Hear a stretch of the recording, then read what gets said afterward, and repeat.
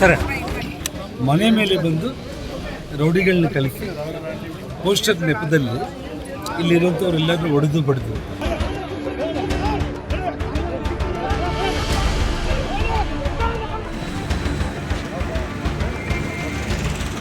ಗಡಿನಾಡು ಬಳ್ಳಾರಿಯಲ್ಲಿ ಗುರುವಾರ ರಾತ್ರೋರಾತ್ರಿ ಗುಂಡಿನ ಸದ್ದು ಕೇಳಿಬಂದಿದೆ. ವಾಲ್ಮೀಕಿ ಪ್ರತಿಮೆ ಅನಾವರಣಕ್ಕೂ ಮುನ್ನವೇ ಕಾರ್ಯಕ್ರಮಕ್ಕೆ ರಕ್ತದ ಕಲೆ ಅಂಟಿಕೊಂಡಿದೆ. ಬ್ಯಾನರ್ ಕಟ್ಟುವ ವಿಚಾರಕ್ಕೆ ಆರಂಭವಾದ ಸಣ್ಣ ಗಲಾಟೆ ಜನಾರ್ದನ್ ರೆಡ್ಡಿ ಹಾಗೂ ಸಾರಾ ಭರತ್ ರೆಡ್ಡಿ ಬೆಂಬಲಿಗರ ಘರ್ಷಣೆಗೆ ಒಬ್ಬ ಸಾಮಾನ್ಯ ಕಾರ್ಯಕರ್ತನ ಬಲಿಯಾಗಿದೆ. ಮಾಜಿ ಸಚಿವ ಜನಾರ್ದನ್ ರೆಡ್ಡಿ ಅವರ ಮನೆ ಮುಂದೆ ನಡೆದ ಎರಡು ಗುಂಪುಗಳ ಸಂಘರ್ಷದ ಹೈಡ್ರಾಮಾ ಇಡೀ ಕರ್ನಾಟಕವನ್ನು ಬೆಚ್ಚಿ ಬೀಳಿಸಿದೆ. ಅಷ್ಟಕ್ಕೂ ಗುರುವಾರ ರಾತ್ರಿ ಅಲ್ಲಿ ನಡೆದಿದ್ದೇನು? ಇಲ್ಲಿದೆ ಕಂಪ್ಲೀಟ್ ಸ್ಟೋರಿ.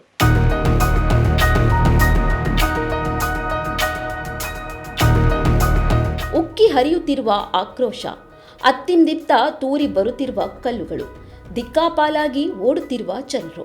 ಹೌದು, ಇದು ಯುದ್ಧ ಭೂಮಿಯಲ್ಲ, ಗಣಿನಾಡು ಬಳ್ಳಾರಿಯ ಅವಂಬಾವಿ ಪ್ರದೇಶ. ಜನವರಿ 3ರಂದು ನಡೆಯಲಿರುವ ವಾಲ್ಮೀಕಿ ಪ್ರತಿಮೆ ಅನಾವರಣದ ಬ್ಯಾನರ್ ಅಳವಡಿಕೆ ವಿಚಾರವಾಗಿ ಕಾಂಗ್ರೆಸ್ ಕಾರ್ಯಕರ್ತರು ಮತ್ತು ಜನಾರ್ದನ್ ರೆಡ್ಡಿ ಬೆಂಬಲಿಗರ ನಡುವೆ ಕಿಡಿ ಹೊತ್ತಿಕೊಂಡಿದೆ. ಕಾಂಗ್ರೆಸ್ ಶಾಸಕ ನಾರಾ ಭರತ್ ರೆಡ್ಡಿ ಬೆಂಬಲಿಗರು ಜನಾರ್ದನ್ ರೆಡ್ಡಿ ನಿವಾಸದ ಮುಂದೆ ಬ್ಯಾನರ್ ಹಚ್ಚಲು ಹೋದಾಗ ಆರಂಭವಾದ ಮಾತಿನ ಚಕಮಕಿ ನೋಡುತ್ತಿದ್ದಂತೆ ರಣರಂಗವಾಗಿ ಮಾರ್ಪಟ್ಟಿದೆ.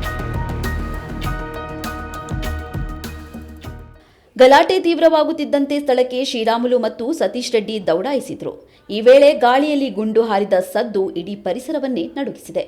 ನನ್ನನ್ನು ಕೊಲ್ಲಲು ಸ್ಕೆಚ್ ಹಾಕಲಾಗಿದೆ ಎಂದು ಸ್ವತಃ ಜನಾರ್ದನ್ ರೆಡ್ಡಿ ಗಂಭೀರ ಆರೋಪ ಮಾಡಿದ್ದಾರೆ. ಗಂಗಾವತಿಯಿಂದ ತಾವು ಮನೆಗೆ ಬಂದ ತಕ್ಷಣ ಸತೀಶ್ ರೆಡ್ಡಿ ತಂಡದಿಂದ ಗುಂಡಿನ ದಾಳಿ ನಡೆದಿದೆ ಎಂದು ರೆಡ್ಡಿ ಕುಡುಕಿದ್ದಾರೆ. ಕೈಯಲ್ಲಿ ಬುಲೆಟ್ ಹಿಡಿದು ಮಾಧ್ಯಮದವರ ಮುಂದೆ ಆಕ್ರೋಶ ಹೊರಹಾಕಿರುವ ರೆಡ್ಡಿ, ಇದೊಂದು ಹತ್ಯಾ ಸಂಚು ಎಂದು ನೇರವಾಗಿಯೇ ಶಾಸಕ ಭರತ್ ರೆಡ್ಡಿ ವಿರುದ್ಧ ಬೆರಳು ತೋರಿಸಿದ್ದಾರೆ. ನೋಡಿ, ಅವನು ಅಭಿವೃದ್ಧಿ ಕೆಲಸಗಳಲ್ಲಿ ವೈಫಲ್ಯ ಆಗಿ ನಗರ ಶಾಸಕ ಅವರಪ್ಪ ನಾರಾಯಣ ರೆಡ್ಡಿ ಇಬ್ಬರು ಕ್ರಿಮಿನಲ್ಸ್.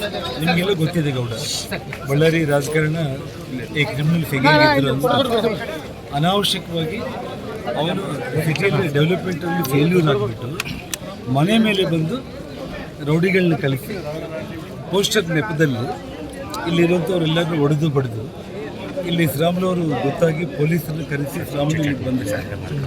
ಅರ್ಥ ಆಯ್ತು? ಅವನು ಅನಾವಶ್ಯಕವಾಗಿ ಶ್ರೀರಾಮುಲು ಹೋಗಂತಂದ್ರೂ ಕೂಡ ಅವನು ಹೋಗಲಿಲ್ಲ. ಪೊಲೀಸರು ಕೂಡ ಸುಮ್ಮನೆ ಕೈ ಕಟ್ಕೊಂಡು ಕೂತಿದ್ರು. ನಾನು ಗಂಗಾವತಿಯಿಂದ ಬಂದಿದ್ದ ಕಾರ್ ಇಳಿತಾ ಇದ್ದೀನಿ, ಫೈರಿಂಗ್ ಮಾಡೋದು ಶುರು ಮಾಡಿ. ಆದರೆ ಈ ಹೈಡ್ರಾಮಾದಲ್ಲಿ ಬಲಿಯಾಗಿದ್ದು ಮಾತ್ರ ಒಬ್ಬ ಅಮಾಯಕ ಕಾರ್ಯಕರ್ತ. ಕಾಂಗ್ರೆಸ್ ಕಾರ್ಯಕರ್ತ ರಾಜಶೇಖರ್ ಎಂಬಾತನಿಗೆ ಖಾಸಗಿ ಗನ್ನಿಂದ ಹಾರಿದ ಗುಂಡು ತಗುಲಿ ಸ್ಥಳದಲ್ಲೇ ಪ್ರಾಣಪಕ್ಷಿ ಹಾರಿ ಹೋಗಿದೆ. ಈ ಘಟನೆಯನ್ನು ಗಂಭೀರವಾಗಿ ಪರಿಗಣಿಸಿರುವ ಎಸ್ಪಿ ರಂಜಿತ್ ಭಂಡಾರು ತನಿಖೆಗೆ 3 ತಂಡಗಳನ್ನು ರಚಿಸಿದ್ದಾರೆ. ಇತ್ತ ಘಟನೆಗೆ ಸಂಬಂಧಿಸಿದಂತೆ ಸ್ವಯಂ ಪ್ರೇರಿತ ದೂರು ದಾಖಲಿಸಿಕೊಂಡಿರುವ ಪೊಲೀಸರು ಸ್ವತಃ ಜನಾರ್ದನ್ ರೆಡ್ಡಿ ಹಾಗೂ ಶ್ರೀರಾಮುಲು ಸೇರಿದಂತೆ 11 ಜನರ ವಿರುದ್ಧ ಎಫ್ಐಆರ್ ದಾಖಲಿಸಿದ್ದಾರೆ. ಸದ್ಯ ಬಳ್ಳಾರಿ ಬೂದಿ ಮುಚ್ಚಿದ ಕೆಂಡದಂತಿದ್ದು ನಗರದಾದ್ಯಂತ ಬಿಗಿ ಪೊಲೀಸ್ ಬಂದೋಬಸ್ತ್ ಮಾಡಲಾಗಿದೆ. ನಿನ್ನೆ ಸಾಯಂಕಾಲ ಸಮಯದಲ್ಲಿ ಅಂಬಾವಿ ಏರಿಯಾದಲ್ಲಿ ಜನಾರ್ದನ್ ರೆಡ್ಡಿ ಅವರ ಮನೆ ಮುಂದೆ ಒಂದು ವಾಲ್ಮೀಕಿ ಪುಸ್ತಕದಲ್ಲಿ ಅನಾವರಣ ಸಂಬಂಧಪಟ್ಟಂತೆ ಫ್ಲೆಕ್ಸಿ ಹಾಕುವ ವಿಚಾರದಲ್ಲಿ ಒಂದು ಗಲಾಟೆ ಆಯಿತು. ಜನಾರ್ದನ್ ರೆಡ್ಡಿ ಅವರು ಮತ್ತು ಶ್ರೀರಾಮುಲು ಅವರ ಬೆಂಬಲಿಗರ ನಡುವೆ ಮತ್ತು MLA ಭರತ್ ರೆಡ್ಡಿ, ಸತೀಶ್ ರೆಡ್ಡಿ ಅವರ ಬೆಂಬಲಿಗರ ನಡುವೆ ಕಲ್ಲು ತೂರಾಟ ನಡೆದಿದೆ ಮತ್ತು ಒಂದು ಆಕ್ಸಿಡೆಂಟಲ್ ಫೈರಿಂಗ್ ಇನ್ಸಿಡೆಂಟ್ ಕೂಡ ನಡೆದು ಒಬ್ಬ ತೀರಿ ಹೋದ್ರು ಮತ್ತು ಅದೆಲ್ಲ ಉದ್ರಿಕ್ತ ಪರಿಸ್ಥಿತಿಗೆ ಕಾರಣವಾಯಿತು. ನಂತರ ನಾವು ಪೊಲೀಸರು ಎಲ್ಲ ಕೂಡ ಸಿಚುವೇಶನ್ ಕಂಟ್ರೋಲ್ ತಗೊಂಡು ಎಲ್ಲರನ್ನ ಡಿಸ್ಕಸ್ ಮಾಡಿ ಎಲ್ಲರನ್ನ ವಾಪಸ್ ಕಳಿಸಿದ್ದಾರೆ. ಇವಾಗ ಮೃತಪಟ್ಟವ್ರದ್ದು PM ಕೂಡ ಆಗಿದೆ. ಅವರ ಅಂತ್ಯಕ್ರಿಯೆಗೆ ನಾವು ಎಲ್ಲ ಬಂದೋಬಸ್ತ್ ಮಾಡ್ಕೊಂಡ್ವಿ. ಅದಕ್ಕೆ ಸಿಚುವೇಶನ್ ಎಲ್ಲ ಪೀಸ್ಫುಲ್ ಆಗಿದೆ. ನಾವು ಎಕ್ಸ್ಟ್ರಾ ಫೋರ್ಸ್ ಕೂಡ ತರಿಸ್ಕೊಂಡಿದ್ವಿ.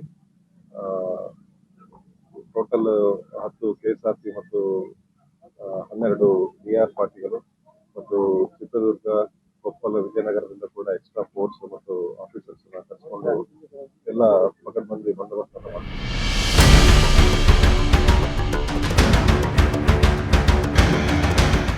ಒಟ್ಟಿನಲ್ಲಿ ಒಟ್ಟಿನಲ್ಲಿ ಪ್ರತಿಮೆ ಅನಾವರಣದ ಕಾರ್ಯಕ್ರಮದ ನೆಪದಲ್ಲಿ ಬಳ್ಳಾರಿಯಲ್ಲಿ ರಾಜಕೀಯದ ವೈಷಮ್ಯದ ಕಿಡಿ ಜೋರಾಗಿಯೇ ಹೊತ್ತಿಕೊಂಡಿದೆ. ಒಟ್ಟಿನಲ್ಲಿ ಗುಂಡು ಹಾರಿಸಿದ್ದು ಯಾರು, ಅಮಾಯಕ ರಾಜಶೇಖರ್ ಬಲಿಗೆ ಕಾರಣರಾದವರು ಯಾರು ಎಂಬುದು ಪೊಲೀಸ್ ತನಿಖೆಯಲ್ಲಿ ಹೊರಬರಬೇಕಾಗಿದೆ.